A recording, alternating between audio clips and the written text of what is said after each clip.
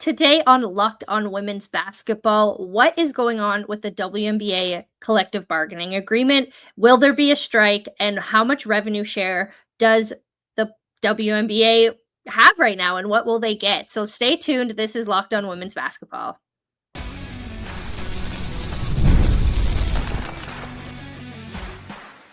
You are Locked On Women's Basketball, your daily podcast on women's basketball. Part of the Locked On Podcast Network, your team every day.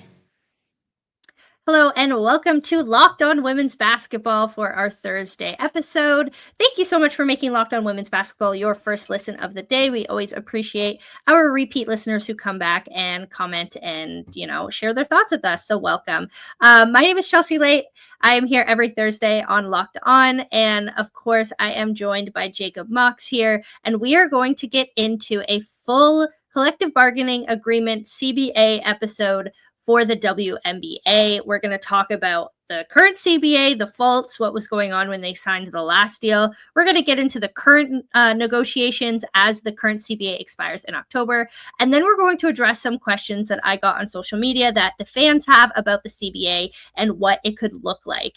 And I mean, Jacob, you are the exact person that I want to talk about the CBA with because you just have an extensive knowledge of it. There are few people, I think, in the world who have the patience to read a collective bargaining agreement. And the fact that you know it so well is just, you're usually my go-to person for CBA questions. So thanks for joining me today. And I mean, I think my first question is just like, what is with the interest of the CBA? Like, how did you start kind of diving into it? Yeah. So when the current CBA was signed in 2020, at her Hoop Stats, I was kind of conscripted to start writing some of the instant reactions and then later to start writing about some explainer guides. So putting all the legalese into layman's terms so that fans and media members who are maybe not willing to read 300 and however many pages it is, in a way that helps both be informed as fans and help inform coverage as well. So yeah. And I mean, that just kind of leads into our first segment about the current CBA. And I mean, there's so many things that people talk about when it comes to the current CBA and like what the play, especially now because there's been so much change in the league since they signed that in 2020. I think sometimes people look at it and they're like, how could they possibly not have this? And then you realize where the league was back when they did sign it. But in your opinion, as someone who has kind of, dove into the CBA, what are the biggest faults of the current CBA? Yeah, I mean, it's exactly like you put it. The league was in a low spot in terms of attendance. It was in the lowest spot it had been on a per game basis to that point for average attendance during the regular season. So you can see what precipitated it, but really the players ended up with a deal that just simply does not work for the current state of the finances of the WNBA. Like I said, it was the lowest average attendance in WNBA history to that point. There were reasons to be hopeful. Obviously, the big one at the time was Sabrina Ionescu was coming into the league soon. So that was obviously the big one. But outside of that, they weren't able to get charter flights codified to the point, as our Howard Megdal reported, that when the Liberty used a private plane, they were fined a lot of money for it because it was deemed at the time a competitive advantage that was unfair. Also, one of the kind of concessions that the players had to make is prioritization. In order to get slightly higher salaries, they had to commit to a system where players with a couple years of service time had to report to the league a little bit more readily than they had under previous CBAs, where, you could play overseas and then show up a couple weeks into the season, and it wasn't the worst thing in the world. But really, the big thing is going to be the revenue share. They were locked in to a system that we'll talk about in sections 2 and 3, but they were locked into a system that simply does not match. it doesn't match the current state of finances, and even if like COVID and stuff hadn't disrupted a lot of the first couple of years of the CBA, it hardly would have matched it then even. And we'll get into that a little bit later, but revenue sharing is really the big flaw at this point in time. Maybe, back in 2019, it wasn't as obvious, but now it's glaringly obvious how imbalanced it is. Yeah, and I think one of the biggest talking points of this current CBA negotiation is the fact that the leverage has kind of switched on the league. I think in previous negotiations, it was the league who had more leverage because they were like, okay, like X, Y, and Z, this is how many viewers or blah, blah, blah. Now it's to the point where the players have the leverage because, one, a lot of them have so much media leverage, but there's so much money, there's so much viewership, there's so much ad revenue coming in from the WNBA currently that they kind of have flipped the script and they're like, okay, we have so much more vocal support on social media. We have the leverage now. And I think that's a really interesting tactic when you think about things like ad revenue and stuff. And I mean, it was a lot of that social pressure. If we're going to go back to one of the biggest things that was a CBA, point over the past 3 years, but is somewhat resolved now, is the flights thing. Yeah. Because, for a while it was just kind of the players being like, oh, like, commercial flights, like, we don't like this. And then as the WNBA started to grow in popularity, people on social media were seeing these stories and being like, oh my God, like, this is terrible. They're getting delayed. They're arriving places at 4:00 in the morning on back-to-backs. They're, having to deal. I was going to say being confronted by like psychos in the airport and stuff like that. Yeah, like the harassment. Yeah, I was going to say, like, people, like, because now they're becoming more household names, you have Caitlin Clark in an airport or you have Brittany Griner in an airport, like, that's not safe for them. And then, as it grows and more of these players become household names, it's not safe for any of them to be in a public airport. And so the chartered flights thing, it was a player health thing. It was, I mean, especially during COVID, there was a huge thing of players being uncomfortable flying commercial during COVID, especially when you're trying to stay healthy for an entire season and yet you're on a plane every other day, commercially too. And with the season, with more games being added every season, that was such a huge thing. And of course, the players were outspoken by it, but I think a huge thing was social media and the fan base kind of being outspoken about it and being like, this is not right. Like, the league should do something about it. And to a certain point, I think the league felt that pressure both from the players and from social media, because technically, when you think about it, the league didn't have to do anything until the CBA came about this year. Yeah, definitely. I think one of the things that has changed a lot, like you said, is being able to leverage fan sentiment in a way that, frankly, a lot of leagues don't have the ability to do. Or not that they don't have the ability to do, it's that their fans are a little bit inherently less likely to kind of take that side of the argument, because when we're talking about WNBA players, like, there are people just making like normal day job wages in the WNBA. Yeah, exactly. And that's not happening in the NBA. So it's a little bit more the gap when it becomes owners versus players. It's so much wider when it's someone making, $67,000 and a billionaire, as opposed to someone making, $20 million and a billionaire. So yeah, exactly. That's a good point too. And I mean, yeah, it's definitely interesting when we think about comparing the WNBA to the NBA, because a lot of people think that as WNBA fans who are being outspoken about it, we want the exact same things that the NBA has. And I will be the first to say, like, I don't think that athletes should be paid, I mean, to the limits of some of these NBA players. I get that they need to be paid a lot more, but I'm not saying that the WNBA needs to go from a salary cap of $225,000 to a cap of whatever, how many million per player it is for the NBA. And I think, like, I'm not saying that people don't deserve money. I feel like this might be construed in a different way, but when you think about things like the NBA, it's so hard to incentivize the NBA players when they're already getting paid so much money. Like, we think about the NBA Cup, we think about certain things, and people are like, how do we get players more invested? And it's not money, because they're making all the money that they want.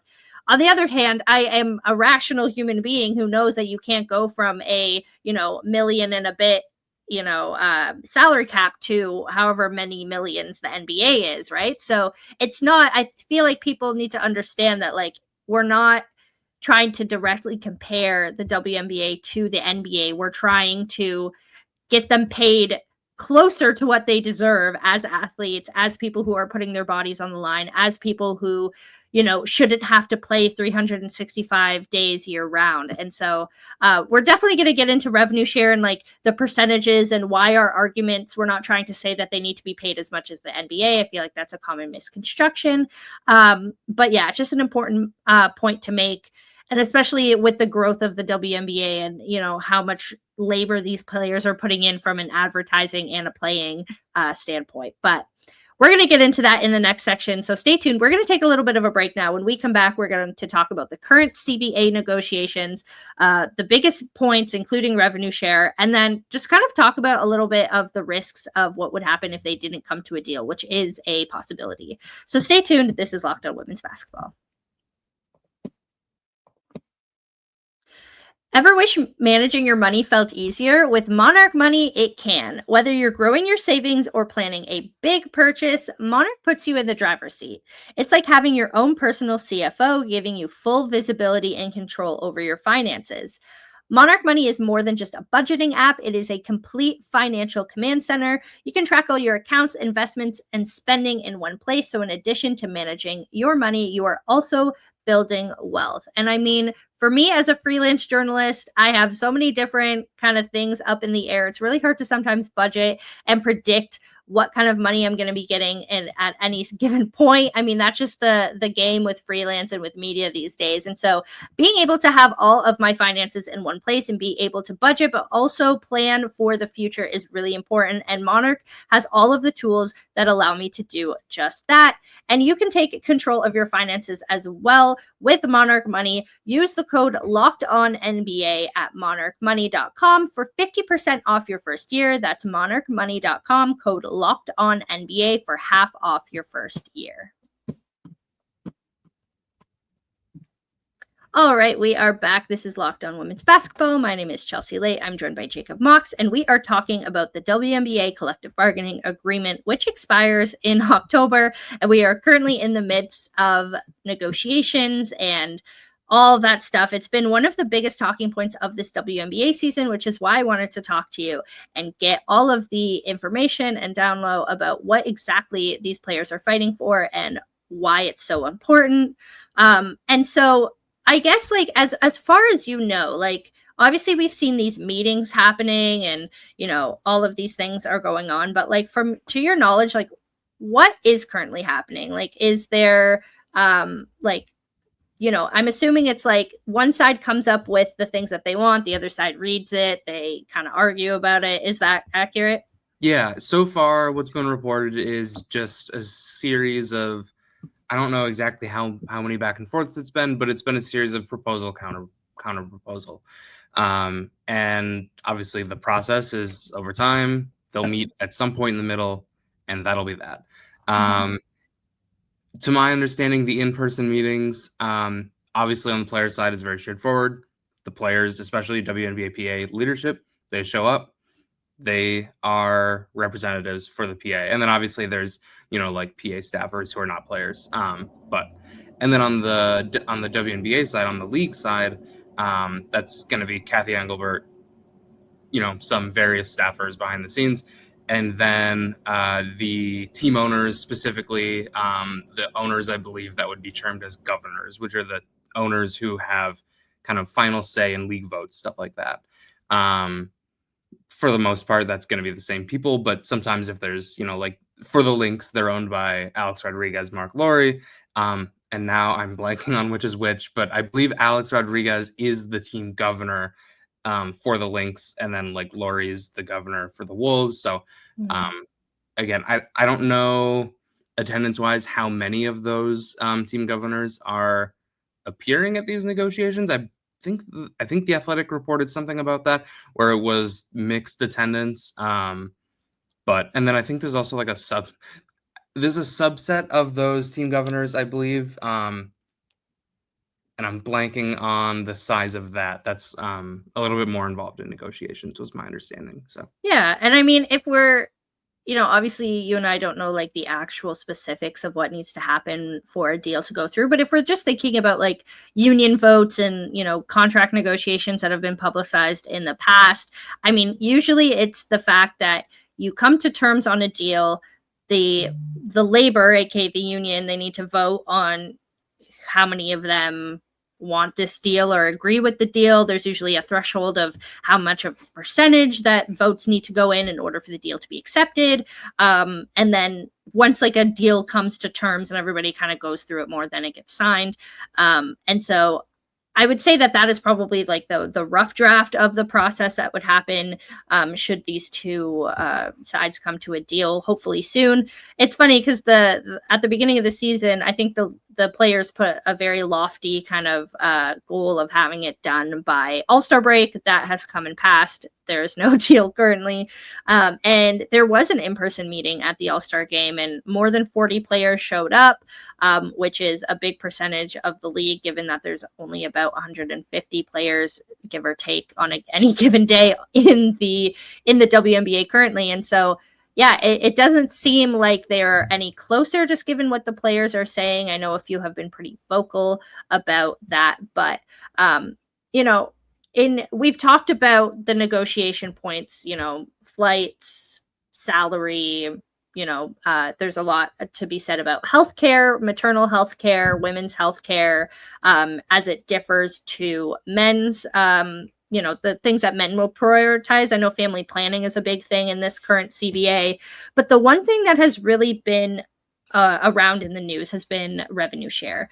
And I know like you have an article coming out on the next soon about this, given, revenue share and how it affects the WNBA and the differences and all of that. So I want to throw it to you and just kind of talk about the importance of revenue share in terms of the WNBA salary, and just kind of like maybe dispel some of the current chaos in this conversation that is happening online about it. Yeah. So I think one of the main misconceptions right now, and this is a little bit messaging both on the league and the player sides, is the notion that there is no revenue sharing right now. Mm-hmm. There is, with caveats. It just hasn't kicked in for various reasons that I'll dig into later. But as it stands now, if we want to use the NBA as a comparison point, there's been a lot of talk about how the NBA, 50% of basketball-related revenue goes to the players in the salary cap directly. Mm-hmm. Whereas in the WNBA, I think the number is like 9.3% has been what is reported. And frankly, that number has been going down because revenue is going up fast. I don't know the exact numbers, but I can comfortably say the salary cap is going up by 3% every year since the CBA started. Revenue over the last couple years has definitely gone faster than 3% as we look at, I forget the exact percent change, but I think that attendance year over year, even this year, is up 10%. And from 2024 to 2023, it was up about 50%, maybe a little bit more. Roughly 50%. So looking at that alone, it's very clear that revenue is outpacing what the players are making. So the players right now, it's to borrow like a tax term, it's regressive. They were locked into a number. And even though there was revenue sharing built in, and again, we'll get into the details in a little bit, even if that revenue sharing had kicked in, it still wouldn't have kicked in a way that kept pace with the actual revenue of the league. And that's what the players want to see change. The players want to go to that direct percentage of revenue put straight towards the salary cap instead of having it be on incremental revenue beyond certain targets. The big thing that I want to hammer this home is in the current revenue sharing system, the salary cap has been rising by 3% every single year, compounding. So since 2020, it's gone up by, apologies, I'm blanking. It's gone up by 19%. So That has gone up by 19%. The current revenue share system, like I mentioned before, it is incremental revenue, and it is only 17.5% of the revenue beyond the revenue share targets make it directly in direct payments to the players, and then an additional 17.5% gets added to the pool of money that the league can spend on league marketing agreements, which is, the big one was when Stewie was out with her, I forget if it was an Achilles or an ACL early in the CBA. The league was able to bring her on in a marketing capacity that allowed her to get paid during the season, even though she was unavailable to play. So that pool would grow if revenue sharing targets were hit right now. The tricky thing, keeping in mind that 19% growth that the salary cap has had so far during the CBA, is that the revenue targets on an annual basis are compounding 20% annually. Again, that's compared to the 3% annually for the salary cap. That's a big cap. And then it's cumulative revenue. So it's those annual targets cumulatively. So, and they're based on 2019's revenue. So if 2019's revenue, just to give a nice round number, was $50 million, then the target in 2020 was 60, 72, et cetera, until the target in 2025 would be roughly triple of 2019. So it would be just shy of $150 million. If that path followed exactly, the players would have gotten 0 cents in revenue share. So revenue would have tripled, and the players would be making only 20% more in salary. That is the huge disconnect right now. That is what the players would like to change. They want those numbers to be matched. So that is, as the league grows, the players grow to the exact same extent. And ideally, as the league previously has been operating on thinner margins and the new revenue kicks in for the new media rights deal for the television contracts, ideally, the players would probably want to have a higher percentage of that over time, because in the short term, the league is operating at a loss from accounting perspective. And as those margins get better and better for the league, then it becomes more reasonable for the players to want a higher percentage, whereas right now it's going in the other direction. Yeah. So that's the big thing, and I know I just rambled for right there. But that is where things stand, is the players right now are in a situation where their share of the pie is regressing, and they would like it at least they want it to be static, and at best they want it to be progressing. So yeah, that makes sense. And I mean, that's a good explanation for people, because I feel like people just slap numbers on graphics, and that doesn't really help anyone. But it's good context to have when having these conversations. And that was probably one of the biggest things that we've seen in terms of what the players are fighting for. But there's so much more. So we're going to take a quick break. And when we come back, we're going to answer a few questions from social media from people who have questions about what is going on with the CBA. So stay tuned. This is Locked On Women's Basketball.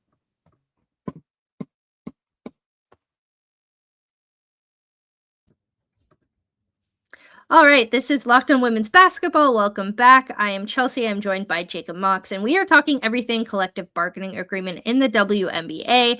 And I mean, we've talked about revenue share. We've talked about, the current negotiating points. We've talked about the current CBA. And a lot of people have questions about what's going on from this. So I went on social media. I asked people, what were your questions surrounding the WNBA CBA? And we got a few good ones. So we're just going to go through these.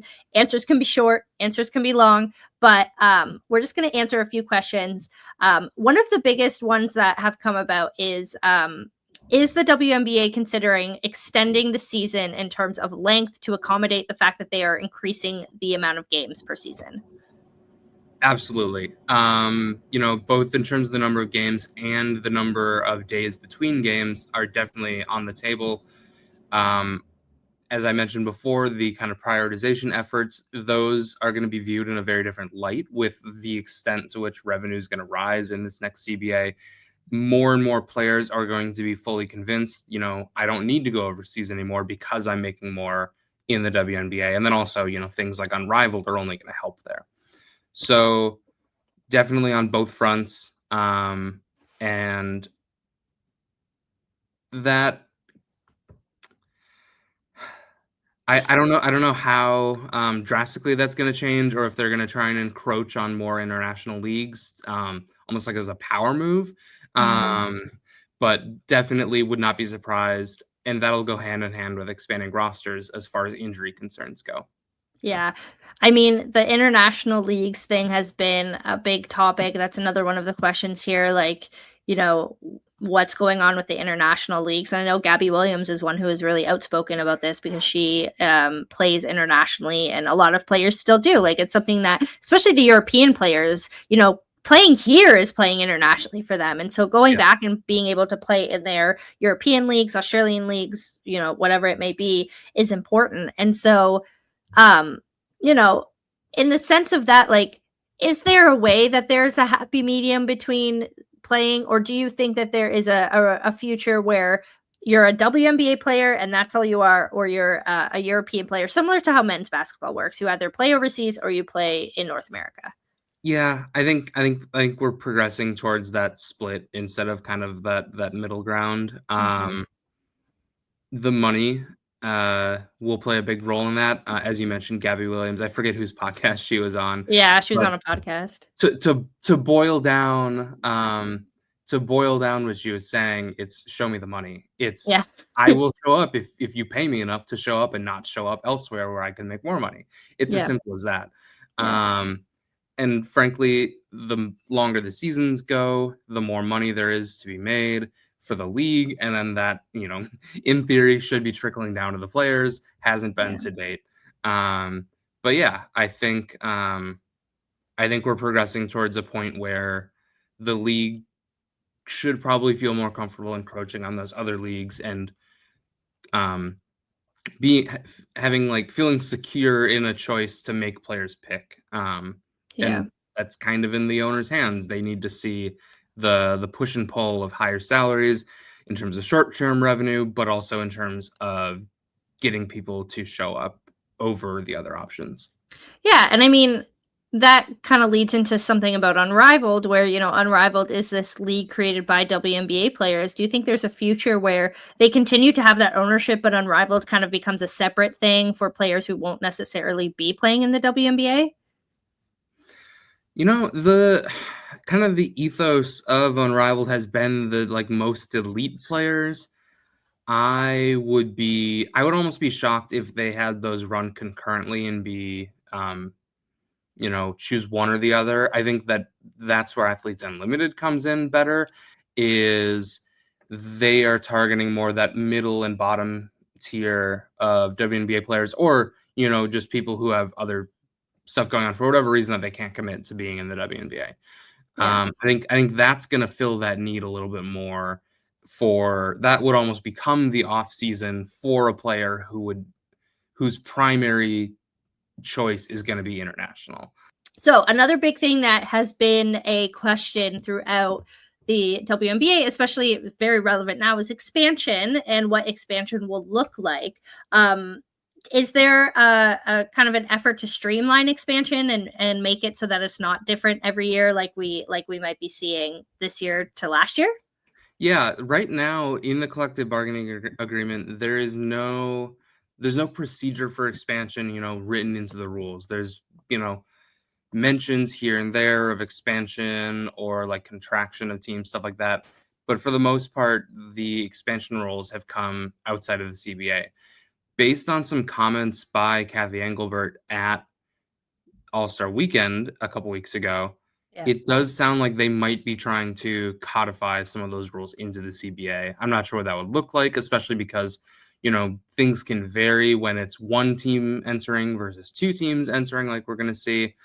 I'm very interested to see where that goes. I think from a negotiation perspective, that won't be the most exciting thing, because it's not like there's the same it's not oppositional forces going on there as much as it is in revenue sharing, salary cap, season length, stuff like that. So it won't be nearly as exciting, but I am interested to see where that lands. It would be nice to have something set in stone. And the other thing on the expansion front is we've got to have an expansion draft in this offseason. And the timing of that typically is, in like early winter, November, December, etc.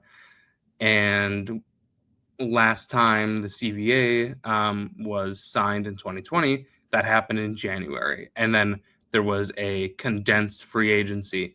They simply cannot have the CBA be signed in January, have a very, very rapid expansion draft process, and then an extra condensed free agency period. So there's pressure on both sides, and especially for the two teams who right now have no idea who's going to be playing for them in however many months, 10 6 each month. Yeah, whatever it is. Yeah. So it's it's a weird wrinkle this year. Yeah. That there's going to be a little bit more reason to get it done well in advance instead of simply in advance enough to not disrupt things too much. So yeah. One last question that has popped up on social media, and I think it's kind of relevant this year given all of the conversations. Is there anything to have to do with officiating in the CBA, or is that a completely separate thing? I believe that is outside of the CBA. I need to brush up on this. I believe that the WNBA refs are kind of managed through the agreement with the NBA refs. Okay. I think, I haven't thought about that in a while. And I've only heard this offhand, but I do believe right now there is a separate collective bargaining agreement situation on the ref side. I don't know. Yeah. I don't know how interlinked that is with the NBA side of things, but I believe there's some connection there. Yeah, I was curious too because it popped up. Someone had asked, and I was like, "Oh, okay." And especially because people are talking about the refs a lot this season, however they will. But anyway, yeah. So that is all the time we have to talk about collective bargaining agreement. But you have a piece coming out on the next coming up, so make sure if you're watching or listening to check out the next, newsroom over there to make sure you catch Jacob's reporting on that. You also, I know we both are over on Her Hoop Stats as well, so you have stuff on there and are big part of our content over there too. So you and I are double coworkers, which is fun. But yeah, thank you so much for joining me today. And for anyone else out there, make sure to subscribe to Locked On Women's Basketball. We post every day, Monday to Friday, and a little bit more on the side. So make sure to subscribe as well. And thank you so much for watching.